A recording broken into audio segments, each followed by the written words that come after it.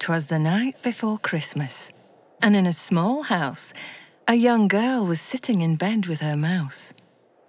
"Oh, Mr. Nibbles," she said with a sigh, carefully brushing a tear from her eye, "nobody likes me.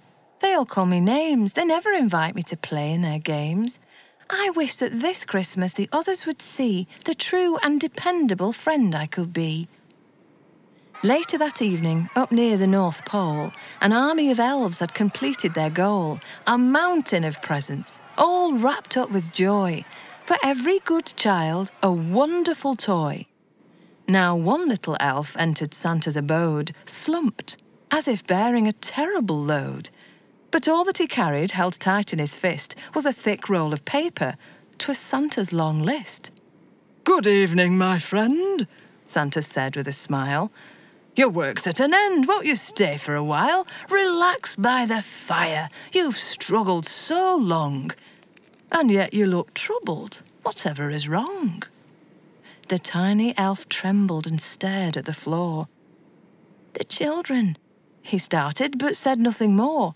"Oh, come now," said Santa, approaching the elf. "How bad can it be? Let me see for myself." Santa looked at the list and his face became red. Steam seemed to rise from the top of his head. Of all the world's children, not one had been nice. Just to make sure, Santa checked the list twice. Alice in Dallas had started a fight. Pio in Rio had stayed up all night. Nellie in Delhi had yelled at her mother. Sherma in Burma fed worms to his brother. "I can't understand it," the little elf said, nervously shifting the hat on his head. "What shall we do now that Christmas is nigh?" "Harness the reindeer," was Santa's reply, "and leave all the presents right here at the pole. I want the sleigh loaded with buckets of coal. My patience is finished. What children, what nerve! This Christmas I'll bring them the thing they deserve." A terrible blizzard blew down from the north, bringing bad tidings on this 24th. It came as a whisper, then grew to a roar that rattled each window and battered each door. People retreated and hid in their homes. They tiptoed and whispered as quiet as gnomes. They shuttered their windows and bolted their doors and sealed up their chimneys with boulders and boards. Then came a break in the storm's angry rush.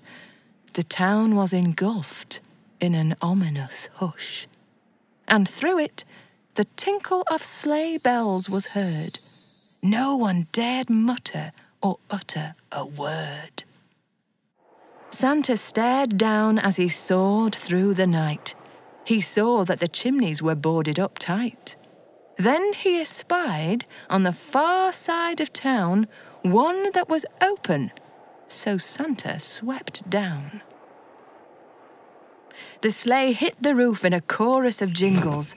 Each little hoof could be heard on the shingles.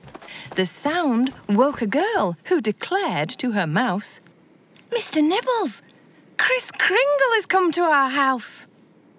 They flew down the staircase and shot past the tree. They rushed to the fireside, hearts filled with glee. Then Santa appeared in the hearth with a crash and stepped from the fireplace, covered in ash. The little mouse snarled at this stranger in black. The little girl squeaked, and she took a step back. "Santa?" she stammered, unsure what to do. "I have milk and cookies. I made them for you." "Why are you up?" Santa asked with a frown. "I wanted to see you," she said, looking down. Santa harumphed and asked, "What is your name?" The little girl murmured, "I'm Molly McCabe." Santa considered. He pulled out his list. Could it be there was a child he'd missed?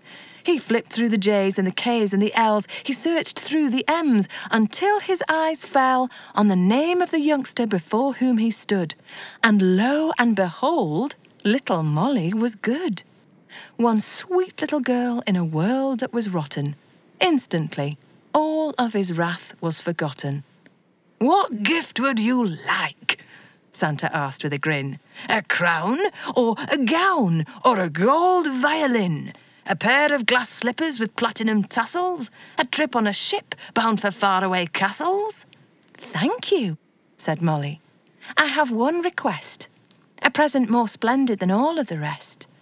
I see from your list many children were bad, and I understand that you're terribly mad, but today it is Christmas, the one time of year when all should be merry and full of good cheer. This date marks the birth of a glorious child, a boy who was gentle, not wicked or wild. He brought us a message by which we should live. He taught us it's best if we learn to forgive. The children are sorry, as surely you see, so please, Mr. Kringle, forgive them for me." Santa was silent, for Molly was right. He shouldn't be harsh with the children tonight. But then he was struck with a terrible fear. A clock on the wall showed that Christmas was near. "Heavens!"